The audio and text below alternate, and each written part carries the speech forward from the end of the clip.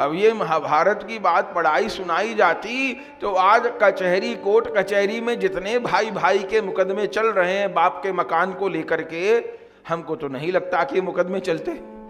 लाक्षागृह का जो षड्यंत्र हुआ उसकी पूरी जानकारी धृतराष्ट्र को थी, पर वो नाटक करते रहे कि जैसे मुझे नहीं पता। तो विदुर जी ने ये जताया ही नहीं कि मुझे पता है। अब ये विदुर जी की नीति है। इस नीति को विदुर नीति कहते हैं। थोड़ा इसको समझिएगा, ये नीति कैसी है विदुर जी की। जैसे किसी व्यक्ति ने हमारे लिए खराब शब्द बोले, उसने हमारी निंदा की, और हमारे निकट रहने वाला ही व्यक्ति है, मिलने वाला, हमसे रोज मिलने वाला है, और वो उसने हमारे लिए खराब शब्द बोले, हमारी निंदा की। तो एक तो ये है कि वो मिले, हम उससे झगड़ना शुरू कर दें और मुकाबला शुरू कर दें कि तूने क्यों कहा, तब तो ठीक है। वो कहेगा नहीं कहा और झगड़ा शुरू। ये तो हो ही रहा है समाज में। विदुर जी की नीति ये है कि निकट के आदमी ने कुछ गलत कहा है तो पहले ये पक्का करिए कि उसने गलत कहा है कि नहीं कहा है। एकदम उससे झगड़ने मत बैठ जाइए, पहला तो ये काम करिए। दूसरा, यदि उसने गलत कहा ही है तो वो गलत कहता रहता है कि उसने एक ही बार गलत कहा है। दूसरी बात। तीसरी बात विदुर जी की है कि उसने गलत कहा है तो भी उसको सुधरने का मौका दीजिए और उससे अपना व्यवहार मत बिगाड़िए, उससे अच्छा ही व्यवहार रखिए, और उसको ये भी मत जताइए कि तू जो मेरे बारे में गलत बोलता है वो सब मुझे पता है। बात थोड़ी कठिन है, पर विदुर तो विदुर है। ये भी मत जताइए उसको जानकारी होते हुए कि तू मेरे बारे में जो गलत बोलता है वो मुझे पता है। बोले इससे क्या होगा? बोले आप अच्छा व्यवहार उससे करते रहिए, पूरी संभावना है, 100% तो नहीं पर 75-80% संभावना है, यदि हमने उससे अपना व्यवहार नहीं बिगाड़ा तो वो सुधर जाएगा।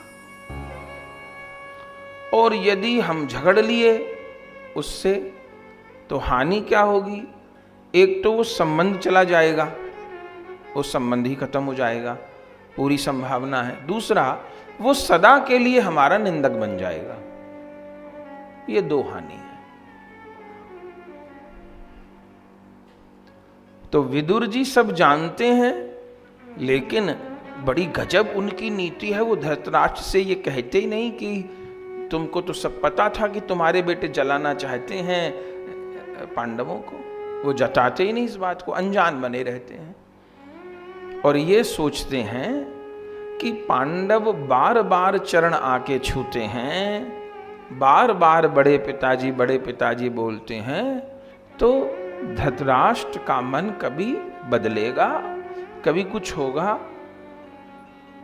अब आप कहेंगे कि धृतराष्ट्र का मन तो आखिर तक नहीं बदला, ये भी सच है कि नहीं बदला, लेकिन एक आज प्रसंग आएगा, धृतराष्ट्र के प्रति अच्छा व्यवहार करने पर पांडवों को जीवन में एक ऐसा लाभ होगा, वो अभी नहीं कहेंगे, अभी घंटे, 1.5 घंटे, 2 घंटे बाद वो प्रसंग आएगा। तब पता चलेगा कि पांडव जो अच्छा व्यवहार किए उससे उनको ऐसा लाभ हुआ कि वो केवल अच्छे व्यवहार से ही हो सकता था, वो दूसरे से हो ही नहीं सकता था। बात है, अच्छे के साथ अच्छा व्यवहार तो सभी कर रहे हैं, बुरे के साथ में अच्छा व्यवहार हो जाए ये बहुत बड़ी बात है। लेकिन बात यह है कि ये बातें सुनने में अच्छी लगती हैं, पर हम लोग धरातल पे इसको कर कितना पाते हैं ये अलग बात है। पर बात यह है कि 100% नहीं मान पाए, 90% मान पाए, 80% मान पाए, 60% मान पाए, जितना मान पाए उतना लाभ होगा। इसलिए महाभारत ग्रंथ अलौकिक है, अद्भुत है और एकदम दैनिक जीवन दिनचर्या से जुड़ा हुआ है। छोटी छोटी बात भी हैं, उसको कहते हुए चलने की कोशिश हम करते हैं। तो विदुर आए और धृतराष्ट्र से कहा, भैया भैया। जब अकेले महल में होते हैं तो भाई साहब बोलते हैं, और सभा में होते हैं तो महाराज बोलते हैं। भाई तो हैं, महल में होते हैं तो भाई साहब बोलते हैं, सभा में होते हैं तो महाराज बोलते हैं। तो भाई साहब क्या हुआ विदुर भैया कि पांडव जीवित हैं? अब धृतराष्ट्र को यह समझ में नहीं आवे कि हंसे को रहूं कि पांडव जीवित हैं। उसको यह नहीं समझ में आवे कि हंसों के रो। अच्छा, ऐसी ऐसी बात हो गई थी, वो बच निकले। तो इतने दिन तक कहां थे? अरे ये तो वो जाने कहां थे। और राजा द्रुपद की पुत्री से उनका विवाह हो गया है। धृतराष्ट्र ने कहा, राजा द्रुपद? उस समय हस्तिनापुर के बाद सबसे तकड़ा कोई राज्य था तो वो द्रुपद का था, माने पूरा पंजाब आप समझ लीजिए। तो फिर मन में चिंता हुई कि इतने बड़े घर में ब्याह गए, उनकी तो ताकत दुगना हो गई, माने ससुराल पक्ष भी बहुत तकड़ा मिल गया। तो द्रुपद की बेटी से ब्याह हो गया? बोले हां। अच्छा, तो भाई साहब अब समाचार भेजो। पांचाल देश में रह रहे हैं, समाचार भेजो, उनको आदर पूर्वक बुलाओ और उनका जो पद था, युवराज के पद पर तो बैठा ही दिया था, कल हमने सुना युधिष्ठिर को, तो उनका जो पद है वो उनको दो। क्योंकि अब विदुर जी बात कैसे करते हैं? विदुर जी समझा भी देते हैं, धमका भी देते हैं, डरा भी देते हैं, सब काम कर लेते हैं। तो पहले तो ये कहा कि बुलाओ, इज्जत बचेगी। फिर दूसरा कहा, भाई साहब आप तो जानते हो भीम और अर्जुन को, कहीं वो इस खोजबीन में लग गए कि लाक्षागृह में आग कैसे लगी थी, और कहीं उनको कोई कारण पता चल गया, और कहीं धनुष और गदा तान लिए उन्होंने, तो फिर पता नहीं क्या होगा। दुश्मन लोग लाभ उठा सकते हैं, कभी किसी हस्तिनापुर में रहने वाले का ही नाम लग जाए। धृतराष्ट्र ने कही, ये तो तुमने बहुत काम की बात बताई, मैं अभी दूतों को भेजता हूं। विदुर नीति है, कैसे बात को समझाते हैं, समझा भी दिया, धमका भी दिया, डरा भी दिया, बात भी बना दी। लेकिन एक बात है विदुर जी के साथ में, विदुर जी के पास विवेक की कमी तो नहीं है, पर विदुर जी के पास सत्ता नहीं है। ये आगे अभी जो कुछ बुरे काम होंगे तो विदुर असमर्थ इसलिए हो जाएंगे कि विवेक की तो कमी नहीं, समझदारी की तो कमी नहीं, पर समझदारी के साथ में सत्ता भी तो चाहिए। ताकत नहीं है उनके हाथ में, वो कोई निर्णय नहीं दे सकते, समझा खूब सकते हैं। अभी जो हमारे भारत देश का उत्थान हुआ उसमें कारण क्या था कि मोदी जी के पास समझदारी भी है और उनके हाथ में ताकत भी है, दोनों चीज हो गई, इसीलिए बदलाव हुआ। समझदारी भी हो और साथ में ताकत भी हो। समझदारी हो ताकत ना हो तो भी काम नहीं बन पाएगा, और ताकत हो समझदारी नहीं हो तो वो तो सत्यानाश ही कर डालेगा। तो विदुर जी के पास विवेक बहुत है पर सत्ता नहीं है उनके पास। समझा सकते हैं, धृतराष्ट्र मान जाए तो बड़ी अच्छी बात है, मानता भी है कभी कभी। तुरंत भेजा समाचार और पांचों पांडवों को बुलाया। देवी द्रौपदी के साथ में, देवी कुंती के साथ में, लेकिन सारे भाइयों ने एक आकर लिया कि कोई भी ताऊ जी को कुछ नहीं कहेगा, कोई शिकायत नहीं करेगा कि हमारे साथ ऐसा हुआ था, हमको जिंदा जलाना चाहा था। हम ये बात करेंगे ही नहीं। जो हो गया सो हो गया। इस दुर्घटना ने हमारा कितना हित किया, ये कितना धीरज है माने। पांडव कितने पारिवारिक हैं, भक्त कितना पारिवारिक होता है। तोड़ने में कितनी देर लगती है, सबसे तोड़ के बैठ जाइए। समय तो बनाने में लगता है, नाम बिगाड़ने में कितनी देर लगती है। अभी आज ही बिगाड़ लीजिए नाम, बनाने में जिंदगी लगती है। सबने कहा कि कुछ नहीं कहेंगे। आ गए और पढ़िए आप महाभारत, कैसे प्रणाम करते हैं आके।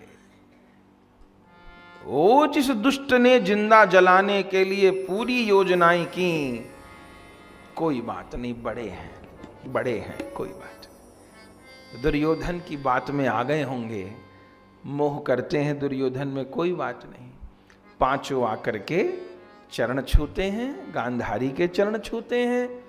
धृतराष्ट्र भी गले लगाता है, मेरे बेटे मेरे बेटे। उसके समझ में, धृतराष्ट्र के देख के ये समझ नहीं आता कि कब तो उसके माथे पर विदुर आ जाते हैं और कब उसके माथे पे दुर्योधन आ जाता है, ये पता ही नहीं पड़ता। उसका कोई अपना स्टैंड ही नहीं है, कब बदल जाए खबर नहीं। दुनिया में कहते हैं बेपेंदी का लोटा, तो सबको मिलता है, अच्छी बात। विदुर जी कहते हैं अब इनको युवराज पद तो दे ही रखा है, अब आप इनको राजा बनाओ, अब राज की बागडोर इन्हीं के हाथ में दे दो। अब इतनी बात कह के विदुर जी तो चले गए, और जो दुर्योधन आया और जो उसने सारी बात सुनी, अरे राम, वो तो मरने मारने को तैयार। और धृतराष्ट्र को कह दिया यदि उसको राज सिंहासन दे दिया, आत्महत्या कर लूंगा मैं, आत्महत्या कर लूंगा मैं। अब बस बेटे के मोह के नाम तो पागल जैसी स्थिति हो जाती धृतराष्ट्र की। अरे बेटा तू तो मेरी आंखें है, अरे बेटा तू तो मेरा सहारा है। लाक्षागृह भी हमारा असफल हो गया। अरे मैंने तो कहा कि हमारा भाग हमारा साथ देते ही नहीं है बेटा, कोई भाग से थोड़ो लड़ लेगा, तो क्या किया जाए। यदि उनको राज दे दिया, मैं युधिष्ठिर के नीचे नहीं रह सकता। युधिष्ठिर के नीचे, पांडवों के सिर पे मेरा पांव, मैं नहीं रह सकता युधिष्ठिर के नीचे। बड़ी लंबी बातें हैं, उस बुरे आदमी की बुरी बातें बोलने से भी कोई लाभ नहीं। पूरा एक अध्याय उसी की गालियों से भरा है।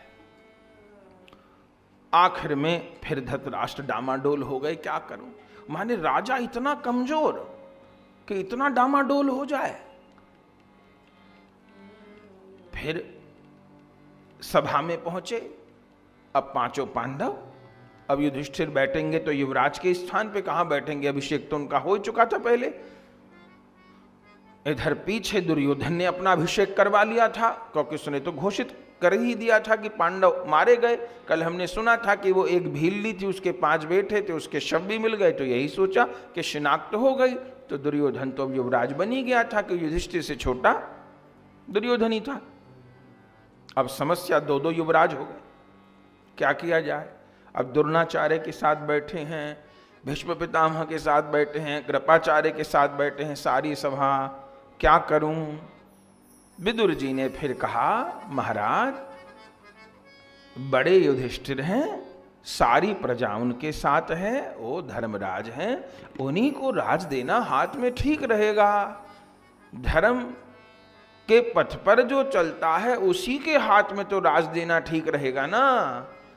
आज भारत में जितनी भी समस्याएं हैं, हम आप जितनी भी समस्याओं से जूझ रहे हैं, वो यवनों का आतंक है, वो जो भी समस्या है उसका 95% समाधान हो जाता यदि देश के पहले प्रधानमंत्री सरदार वल्लभ भाई पटेल होते।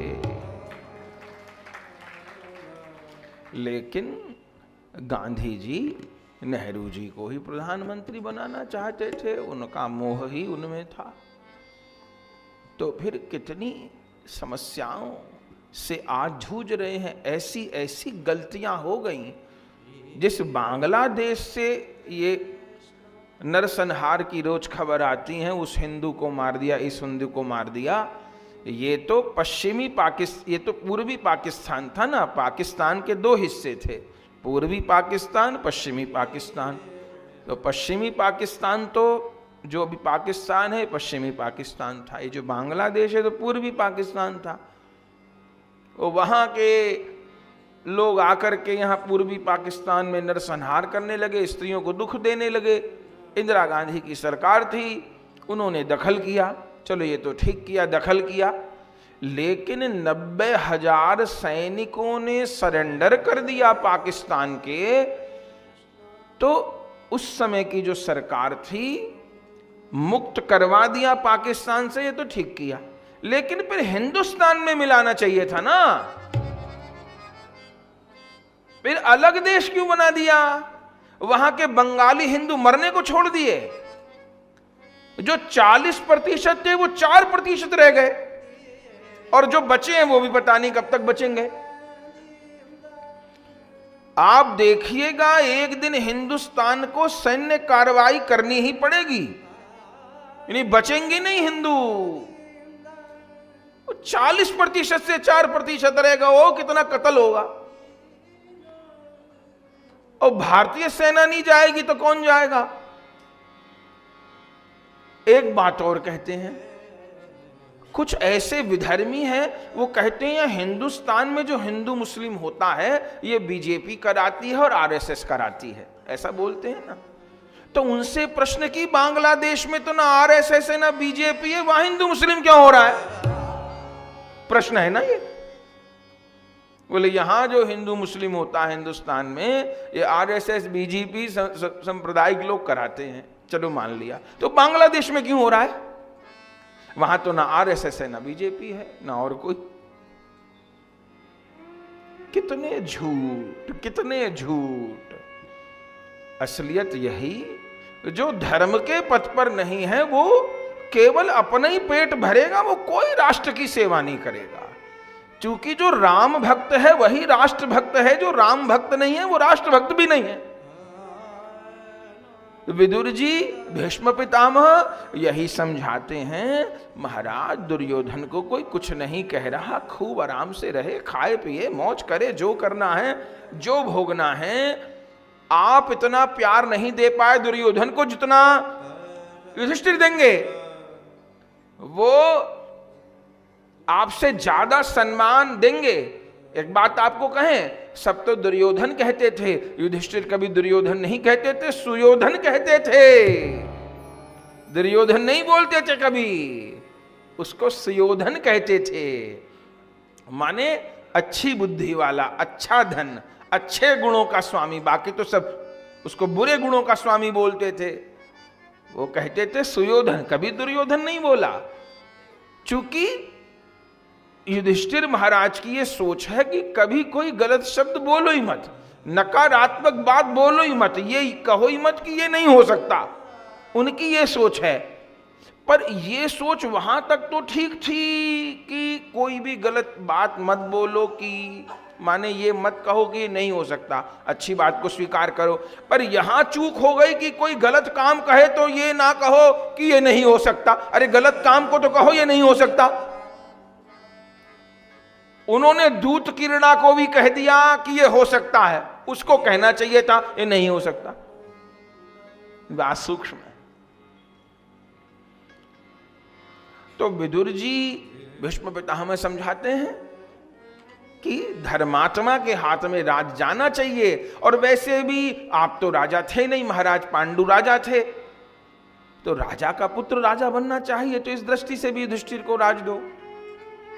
लेकिन धृतराष्ट्र ने कह दिया, क्या करूं, मेरा बेटा है, युवराज मैंने बना दिया है, वो कहता है कि मैं आत्महत्या कर लूंगा। विदुर जी ने भरी सभा में कहा कि आत्महत्या कर ले तो करने दो, बाकी सबकी हत्या बच जाएगी। पर धृतराष्ट्र कहां माने। आखिर में बहुत विचार विमर्श हुआ। तब धृतराष्ट्र ने कहा, मेरे मन में तो एक विचार आ रहा है। क्या? बोले, राज्य का विभाजन कर दो, बंटवारा कर दो। विभाजन कर दे। भीष्म पितामह को तो मन को बहुत चोट लगी। उन्होंने तो राज्य के लिए माने घर न बटे इसके लिए कितनी कठिन प्रतिज्ञा कर ली, मैं विवाह नहीं करूंगा, आजन्म ब्रह्मचारी रहूंगा, इतना कुछ उन्होंने किया। अब धृतराष्ट्र कह रहे हैं कि बंटवारा कर दो। इस पर भी बहुत विचार विमर्श हुआ कि बंटवारा नहीं होना चाहिए, भारत का भी विभाजन न हो, इसके लिए बहुत विचार विमर्श हुआ। लेकिन इतिहास तो छुपाया गया ना। देखिए, जिन्ना ने चिंगारी लगाई थी कि विभाजन हो, ये तो सब जानते हैं। जिन्ना ने तो कहा था कि भाई हिंदू मुस्लिम साथ नहीं रह सकते, मुसलमानों को अलग देश चाहिए। ये तो सच बात है, इससे तो कुछ छुटकारा नहीं है। लेकिन क्यों कही थी जिन्ना ने? जिन्ना ने इसलिए कही थी कि वो पहला प्रधानमंत्री बनना चाहता था। ठीक। सरदार वल्लभ भाई पटेल ने नेहरू जी को और लोगों को बहुत कहा कि भैया इसको प्रधानमंत्री बना दो पहला। जिन्ना को तो एड्स था, ये तो सभी दुराचारी दुष्ट पापी लोग थे। पाकिस्तान बनने के 6 महीने बाद तो मर गया था जिन्ना, और सरदार वल्लभ भाई पटेल इस बात को जानते भी थे। उन्होंने नेहरू जी को बहुत कहा कि ऐसा करो, इसको प्रधानमंत्री बना देते हैं, इसको केवल प्रधानमंत्री बनने की तो जिद है, बना देते हैं, 2-4-6 महीने में मर जाएगा। वो तो हर चीज का ध्यान रखते थे ना, विदुर ही थे सरदार वल्लभ भाई पटेल। तो वो तो ध्यान रखते थे कि क्या मेडिकल रिपोर्ट आई, क्या डॉक्टर कह रहे हैं, उनको पता था कि साल भर भी नहीं जिएगा, साल भर के अंदर मर जाएगा। और केवल ये प्रधानमंत्री बनने के लिए ही ये कलेश करवा रहा है, मुस्लिम लीग इसकी सुनती है, तो इसको बना दो, 2-4-6 महीने में मर जाएगा, अपना देश बंटवारे से बच जाएगा, फिर तुम ही बन जाना। लेकिन नेहरू जी नहीं माने, पहले मुझे बनना है, पहला प्रधानमंत्री मैं बनूं, सहरा मेरे बांधे पे माथे पे बंधना चाहिए। तो अपना व्यक्तिगत सम्मान, अपना व्यक्तिगत मान राष्ट्र से भी अधिक हो गया। ये कैसी बात? व्यक्तिगत सम्मान राष्ट्र से अधिक कैसे हो जाएगा? व्यक्तिगत सम्मान परिवार से अधिक कैसे हो जाएगा? व्यक्तिगत सम्मान समाज से अधिक कैसे हो जाएगा? कोई हमको माला पहरावे और हिंदुस्तान मुर्दाबाद कहे तो हम सह लेंगे क्या? कि हमको उसने माला पहनाई है और 1 लाख रुपया का लिफाफा हमको चढ़ाया है तो हम चुप बैठे रहें क्या कि वो हिंदुस्तान मुर्दाबाद कह रहा है? अरे उसके मुंह पे फेंक के मारेंगे 1 लाख का लिफाफा, 1 लाख का नहीं 1 करोड़ का लिफाफा मुंह पे फेंक के मारेंगे, अब माला तोड़ के उसके मुंह पे फेंक के मारेंगे। हमें माला पहरा रहा है, हमको लिफाफा दे रहा है, इसका मतलब ये नहीं कि वो भारत माता का अपमान करेगा, हम सुनते रहेंगे नहीं। क्योंकि हमारा व्यक्तिगत सम्मान राष्ट्र से ऊपर नहीं है। हमारा व्यक्तिगत सम्मान करे और हमारे मां बाप को गाली दे, हमारे गुरुजनों का अपमान करे तो माला उतार के उसके मुंह पे फेंक के मारेंगे। और हम ये सोचें कि अरे कोई बात नहीं, बोल रहा है बोलने दो, मुझको बढ़िया लिफाफा चढ़ा दिया, माला पहना दी, महाराज महाराज कर रहा है, तो तब तो बहुत दयनीय बात हो गई। फिर तो सब कुछ नष्ट हो जाएगा। हम जैसे का तो क्या होगा वो तो विधाता जाने, पर इतनी बड़ी हानि हो जाएगी क्योंकि हमको लोग सुनते हैं, हम ही पथ पे नहीं रहे तो और किसी को तो कहने के क्या अधिकारी रहे। बात सूक्ष्म है, यही तो महाभारत है। सरदार वल्लभ भाई पटेल ने बहुत कहा, जिन्ना को बना दो 2-4 महीने, खत्म हो जाएगा, अपना देश बंटने से बच जाएगा। लेकिन नहीं माने, बंटवारा हुआ। और किस मूर्ख से बंटवारा करवाया अंग्रेज अफसर से, जिसे हिंदुस्तान की एबीसीडी भी नहीं पता थी। उसने लेकर के नक्शा ऐसे पेंसिल खींच दी जैसे बच्चे के हाथ में पेंसिल दे दी हो। हिंदुस्तान का जहां बॉर्डर है उससे 1.5 किलोमीटर दूर तो ननकाना साहब है, गुरु नानक देव जी का जन्म स्थान, जिन सिख गुरुओं ने अपने बच्चे कुर्बान कर दिए हिंदुस्तान के लिए। उन गुरु नानक देव का जन्म स्थान ही पाकिस्तान में चला गया 1.5 किलोमीटर दूर। कितनी माने गैर जिम्मेवारी बात। नवद्वीप धाम बांग्लादेश जा रहा था, हमारे बारात पर गुरुदेव थे श्रीपाद रामदास बाबा जी महाराज। उस समय उन्होंने अनशन किया, सुनता तो कोई था नहीं, 40 दिन अनशन किया। जो नवद्वीप धाम है ना, महाप्रभु जहां जन्म ग्रहण किए, वो भी बांग्लादेश में जा रहा था। वो भगवान कैसे कृपा किए, वो इधर हिंदुस्तान में आ गया, न तो महाप्रभु का जन्म स्थान ही खत्म हो गया होता। जितनी लीला स्थली बांग्लादेश में चली गई सब खत्म कर दी जब उन्होंने। तो बहुत जोर लगाया कि बंटवारा ना हो, बड़ी बड़ी बातें हुई। सब राजकोष दुर्योधन संभाल लेगा, जो ऊंचे से ऊंचा पद हो सकता है राजव्यवस्था में, वो दुर्योधन को दे देंगे। सब लोग मिलके रहें, कोई कमी थोड़ी है। राजा युधिष्ठिर बने तो इसका मतलब ये थोड़ी है कि दुर्योधन को नौकर बनाया जा रहा है। ऊंचे से ऊंचा पद, हर सुविधा उनको, पर नहीं नहीं नहीं नहीं नहीं। आखिर में बंटवारा होगा। बंटवारा निश्चित हुआ, और उस अंधे ने कैसा बंटवारा किया।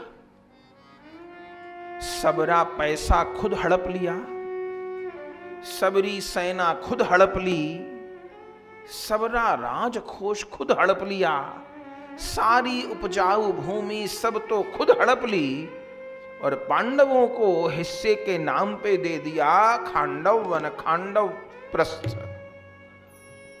ऐसी जमीन दे दी जहां सरकंडे का वन था। ऐसी खेती होती थी कि काटते रहो और बढ़ती रहे, कभी खत्म ही ना हो। झाऊ बोलते हैं ब्रज में उसको। ऐसा वन दे दिया उसने कि ये जिंदगी बस काटते ही रहेंगे, इनकी जिंदगी बर्बाद हो जाएगी। पर धन्य है पांडव लोग। हमने तो इसको जीवन में देखा, आपने भी देखा होगा। जहां जहां घर में, परिवार में संपत्ति को लेकर के झंझट हुआ और एक भाई ने दूसरे भाई का हक मारना चाहा और मार लिया, हमने तो अपने जीवन में देखा जिसने हक मारा वो कभी सफल हुआ नहीं, वो कभी आगे बढ़ा नहीं। जिसका हक मारा गया था वो ईमानदार था, वो कहां का कहां पहुंच गया। और जिसने हेरा फेरी करी, सब चीज अपने में मिला ली, वो गड्ढे में चले गए, बहुत पीछे रह गए। हम लोगों के तो जीवन का ही अनुभव है, आप लोगों ने भी देखा होगा, और यही यहां पर भी हुआ। अब ये महाभारत की बात पढ़ाई सुनाई जाती तो आज कचहरी, कोर्ट कचहरी में जितने भाई भाई के मुकदमे चल रहे हैं बाप के मकान को लेकर के, हमको तो नहीं लगता कि मुकदमे चलते। खांडव बन दे दिया, खांडव प्रस्थ। पर धन्य है पांडव लोग, एक बार पलट के नहीं कहा कि पिताजी आपने क्या किया। ठीक है, और थोड़ा बहुत कुछ धन संपत्ति दी, प्रणाम करके चले गए। श्री कृष्ण पधारे। श्री कृष्ण ने हंसकर कहा, क्या हुआ, ताऊ जी ने क्या सौगात दे दी। अर्जुन महाराज ने हंस के कहा कि खांडव प्रस्थ दिया है। बोले अच्छा। भगवान ने यही कहा पांडवों से कि मेहनती व्यक्ति तो अपना भाग खुद लिख लेता है। प्रारब्ध में जो लिखा है वो तो होगा, पर इसका अर्थ ये थोड़ी है कि नया कर्म करने को किसी ने मना कर दिया है। जो प्रारब्ध में लिखा है दुख सुख वो मिलेगा, ये सत्य बात है, पर नया कर्म करने को किसी ने थोड़ा मना कर दिया है। ऐसे समझिए किसी के प्रारब्ध में लिखा था कि इसके भाग में पढ़ाई नहीं है, ठीक, इसका मतलब ये भी नहीं है कि वो पढ़ेगा नहीं। तो इसका मतलब क्या है? उसके भाग्य में पढ़ाई नहीं है, माने यदि उसको पढ़ना है तो उसको औरों से कई गुना अधिक मेहनत करनी पड़ेगी। इसका मतलब ये है, माने भाग्य जो साथ देता है पढ़ाई में वो नहीं देगा।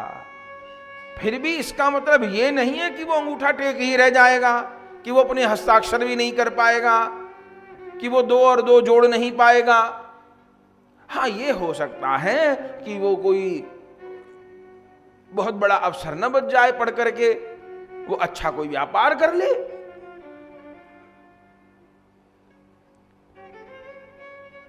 तो श्री कृष्ण को कहा, श्री कृष्ण ने कहा कोई बात नहीं, आपको और अधिक परिश्रम करना है। और आश्चर्य, उस खांडव वन में 5 भाई गए, कितना पसीना बहाया 5 ने। अरे राम, कितनी मेहनत की 5 भाइयों ने। महाभारत खोल के देखिए तो आंख में आंसू आ जाए। 5 भाई लग गए वन काटने में। हाँ, फिर देवताओं ने आके भी सहायता की। देवताओं के तो अंश हैं, पर पहले तो खूब पसीना बहाया, खुद ले लेकर के, कुदाल ले लेकर के वन काटने में लग गए। और भैया उस खांडव वन को इंद्रप्रस्थ बना दिए। बहुत व्याख्या करने का समय नहीं है। इंद्रप्रस्थ जानते हैं, जो आज दिल्ली है वही इंद्रप्रस्थ है। आज भी हिंदुस्तान की राजधानी कौन है? दिल्ली है ना। ये दिल्ली नाम तो बाद में हुआ, नाम तो है इंद्रप्रस्थ। इंद्रप्रस्थ आज भी भारत का सबसे अधिक विकसित नगर दिल्ली ही होगा। आज भी सबसे बड़ा एयरपोर्ट दिल्ली में ही होगा। आज भी लोकसभा दिल्ली में ही है, सुप्रीम कोर्ट भी दिल्ली में ही है। तो उस दिल्ली को किसने बसाया? पांडवों ने। ऐसी जगह बसाया जहां एक घास का तिनका पैदा नहीं होता था, जहां एक अन्न का दाना पैदा नहीं होता था। सब पैसा रुपया उपजाऊ भूमि मार के बैठ गया धृतराष्ट्र। आज हस्तिनापुर ढूंढेंगे तो ढूंढने से मिलेगा नहीं आपको उत्तर प्रदेश के नक्शे में, और ढूंढते ढूंढते पहुंच गए तो एक ईंट लगी हुई नहीं मिलेगी जो कौरवों के नाम से हो। लेकिन दिल्ली घूमिएगा तो आज भी पांडवों के कितने स्थान आपको दिल्ली में मिलेंगे। पूरी दिल्ली ही उनकी बसाई हुई है। दिल्ली भी तीर्थ है, वो तो उस रूप में प्रस्तुत नहीं किया गया ना। श्री कृष्ण वहां हजारों बार आए हैं। दिल्ली भी तीर्थ है, वो इंद्रप्रस्थ है। कितने कितने प्राचीन तीर्थ हैं। ये तो मुगल लोग आतंक किए ना, जगह जगह मकबरे बना दिए अपने, पर दिल्ली भी अपने आप में तीर्थ है। पांडवों ने उसको बसाया है, बहुत सुंदर रूप में उसका उन्होंने निर्माण किया। और इतना सुंदर नगर बसाया, इतना सुंदर नगर बसाया कि क्या कहना। देवताओं ने सहायता की। अब कल जो हमने कहा कि जो आज स्वचालित द्वार की बात होती है कि एयरपोर्ट पर पहुंचे, आईडी दिखाई, अपने आप दरवाजा खुल गया, अंदर गए अपने आप दरवाजा बंद हो गया। वॉश बेसिन पे गए, सेंसर लगा है, जब तक हाथ आप धो रहे हैं पानी आ रहा है, जैसे आपने हाथ बाहर किया तो पानी रुक गया। उसके पास में वो एयर का लगा हुआ है, गीला हाथ हो गया तो वहां हाथ सुखा लीजिए। कितनी कितनी टेक्नोलॉजी, आदमी को लगता है चीज पहले नहीं थी अब है, लेकिन इंद्रप्रस्थ का वर्णन पढ़िएगा, ये सब चीजें जो अभी दिखाई देती हैं आदमी सुनकर चौंकता है, वो तो बड़ी छोटी चीजें थी इंद्रप्रस्थ में। इतनी जबरदस्त टेक्नोलॉजी के विश्वकर्मा भी अचंभित रह जाएं, ऐसा इंद्रप्रस्थ पांडवों ने बसाया है। इतना वो अद्भुत नगर है। वहां के राजा हो गए। अब राजा होने के बाद में पांडवों के पास तो बल है, उन्होंने दिग्विजय की है, अद्भुत दिग्विजय की है। और उस समय एक नियम हो गया, चूंकि अब इंद्रप्रस्थ में ही पांचों पांडवों को रहना था, तो एक नियम कर लिया। चूंकि नारद जी ने ही ये नियम बनाया था, व्यास जी ने ये नियम बनाया था कि एक एक वर्ष द्रौपदी एक भाई के पास रहेंगी, और जब दूसरा वर्ष आएगा तो फिर उनका कौमार्य प्रकट हो जाएगा। द्रौपदी जो है वो दिव्य कन्या है, द्रौपदी सामान्य कन्या नहीं है, द्रौपदी दिव्य कन्या है, तो उनका कौमार्य फिर आ जाएगा। इस बीच एक नियम और हो गया था, वो नारद जी बना करके गए थे कि जिस समय एकांत में एक भाई द्रौपदी के साथ है तो दूसरा गलती से भी उस महल में नहीं जाएगा, और यदि किसी भी कारण चला गया तो उसको 12 वर्ष का ब्रह्मचर्य के सहित वनवास ग्रहण करना होगा। ये नियम भी बना लिया, माने भाई लोग संग भी रहे और मर्यादा भी कितनी परस्पर, कि कहीं भी कोई भी विवाद की गुंजाइश ही न हो। पहली बारी आई युधिष्ठिर जी की, उन्हीं के साथ में द्रौपदी रही। दिन में तो सब भाई रहते थे, दिन जाने से मतलब ये नहीं है कि दिन में भी नहीं जाएंगे, पर संध्या हो गई है, अब कोई नहीं जाएगा एक दूसरे के महल में। तो युधिष्ठिर के महल में द्रौपदी थी, संध्या हो चुकी थी, अर्जुन बाहर थे, चूंकि अर्जुन की तो सदा से रक्षा की सेवा रही। इतनी देर में एक ब्राह्मण चीखता चिल्लाता हुआ आया, रक्षा करो रक्षा करो रक्षा करो गांडीवधारी। अर्जुन ने कहा क्या हुआ? बोले मेरी गायों को लुटेरे हाँक के ले जा रहे हैं, मेरी गाय लुटेरे ले जा रहे हैं, रक्षा करो रक्षा करो। अर्जुन मन में सोचने लगे कि क्या करूं। लीला कुछ ऐसी हुई, उस दिन वह गांडीव युधिष्ठिर के महल में ही छोड़ आए, बहु लाए। सारे शस्त्र रहते भी थे प्रायः युधिष्ठिर के महल में ही, और फिर संध्या वंदन शाम के बाद तो कहीं कुछ जाना पड़ेगा ऐसी संभावना भी नहीं थी। लेकिन उसी समय वो ब्राह्मण भागता हुआ आया कि मेरा गैयाओं को ले जा रहा है लुटेरा। अब देखिएगा महाराज अर्जुन की गौ भक्ति, महाराज अर्जुन की ब्राह्मण भक्ति। मन में विचार कर रहे हैं क्या करूं,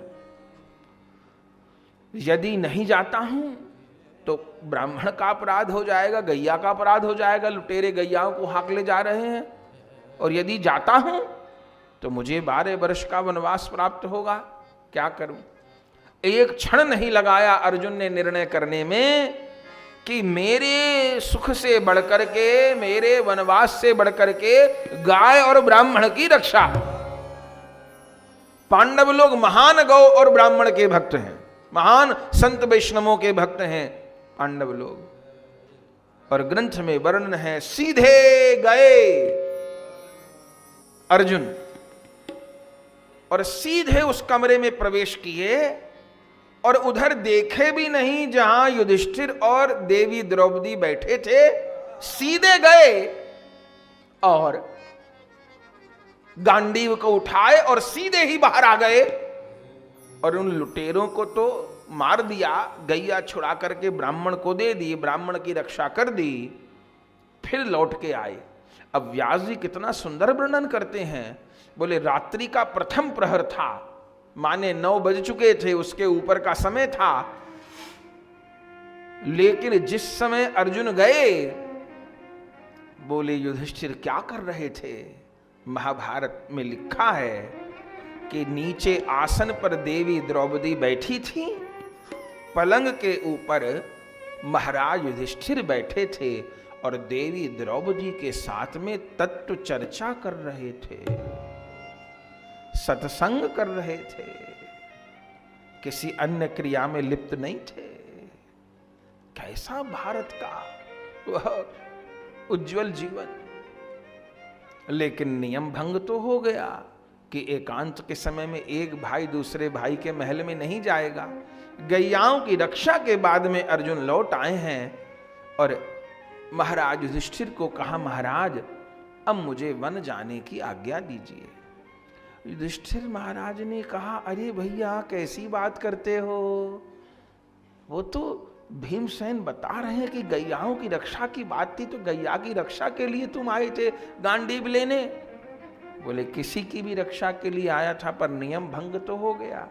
व्यास जी का, नारद जी का बनाया नियम है। अब यहां फिर बड़ी सुंदर सुंदर बातें हैं, उन बातों को छोड़ दें तो लगता है काम की बात रह जाएगी। जो पांडव लोग आपस में बात करते हैं वो बड़ी कीमती हैं। इस समय युधिष्ठिर क्या कहते हैं? देखो अर्जुन, शास्त्र कहता है कि छोटा भाई एकांत में अपनी पत्नी के साथ हो तो बड़ा भाई वहां न जाए, लेकिन बड़ा भाई अपनी पत्नी के साथ हो तो छोटा भाई जा सकता है, चूंकि छोटा भाई पुत्रवत है। जैसे एक बालक अपने माता पिता के पास जा सकता है, ऐसे छोटा भाई बड़े भाई के निकट जा सकता है, लेकिन बड़ा भाई छोटे भाई अपनी पत्नी के साथ बैठा है तो उस समय न जाए। ये शास्त्र की मर्यादा है। हमको कह दिया कि महाभारत घर में न रखो और महाभारत पढ़ो मत, क्योंकि मूर्ख बनाना था हिंदुओं को। अरे क्यों न रखें? महाभारत ना पढ़े तो क्या पढ़े फिर? युधिष्ठिर कहते हैं, उस समय मर्यादा बताते हैं कि छोटा भाई आ सकता है, वो तो बेटे के जैसा है, बड़े के कमरे में जा सकता है, क्योंकि बड़ा भाई पिता के जैसे ही होता है। और मैं तो तत्व चर्चा कर रहा था, द्वार भी खुला हुआ था, तो तुमने कोई अधर्म नहीं किया। हां, मैं तुम्हारे कक्ष में जाता तब अधर्म होता, तो अधर्म नहीं हुआ। फिर भी नहीं माने अर्जुन। फिर युधिष्ठिर कहते हैं, मैंने माना कि तुमने अधर्म किया तो मैं तुम्हें क्षमा कर रहा हूं। भाई मेरे प्रति अधर्म किया ना, मेरे महल में आ गए तो मैं क्षमा कर रहा हूं, तो बात खत्म हुई। पर धन्य है अर्जुन। महाराज, जब वेद व्यास भगवान मर्यादा बना गए हैं, नारद जी मर्यादा बना गए हैं, तो उस संत मर्यादा का कोई भी अतिक्रमण करेगा तो उसको दंड फिर प्राप्त होना चाहिए। ये मर्यादा थी कि रेखा जो खींच दी उसके बाहर कोई भी जाएगा तो फिर वो अपराधी है और उसको सजा मिलेगी। अभी भारत में ये व्यवस्था नहीं रही। ये जितने कानून है ये मध्यम वर्गीय के लिए हैं, राजनेताओं के लिए कोई कानून ही नहीं है। बेचारा गरीब आदमी है, उसको तो बेल नहीं मिलेगी। और ये बड़े बड़े हीरो, ये बड़े बड़े राजनेता, इनको पता नहीं, इनको जेल भी हो जाती है और जिंदगी भर इनकी बेल पे भी कट जाती है। ये नहीं समझ आता ये कैसा कानून है। गरीब आदमी को तो बेल नहीं मिलेगी, वो तो उसके तो जूता चप्पल घिस जाएंगे, ठीक। और ये बड़े बड़े राजनेता, इनको भी सुनते हैं जेल हो गई। ये आए दिन वहां पर भी, वहां पर भी, वहां पर भी जेल में चुनाव लड़ लेते हैं, जेल में रहते रहते मुख्यमंत्री बने रहते हैं। हद हो गई। ये कैसा कानून कि सबना कानून गरीबी आदमी के लिए है, पैसे वाले के लिए कोई कानून नहीं है, राजनेता के लिए कोई कानून नहीं है। बेल पे बेल पे बेल पे, अरे राम, ये युधिष्ठिर के काल में नहीं था। पांडव तो अपने लिए इतना कड़ा कानून, वो तो प्रजा को छूट दे देते हैं, अपने को छूट नहीं देते। तब रामराज आता है, ऐसे रामराज नहीं आता। ये अर्जुन को भगवान जो गीता सुनाए वो ऐसे नहीं सुनाए। महाराज अर्जुन का चरित्र तो अपने सब बच्चों को पढ़ाइए, अर्जुन जैसा पुत्र नहीं, अर्जुन जैसा भाई नहीं, अर्जुन जैसा शिष्य नहीं, अर्जुन जैसा विद्यार्थी नहीं। पढ़ने वाले बच्चे सीखे अर्जुन से कैसे पढ़ाई की जाती है, कैसा विद्यार्थी होता है, कैसी स्टूडेंट लाइफ होती है, कैसे अपने एम को सेट किया जाता है, वो बताएंगे अर्जुन। नहीं माने, आखिर में चले गए वन के लिए।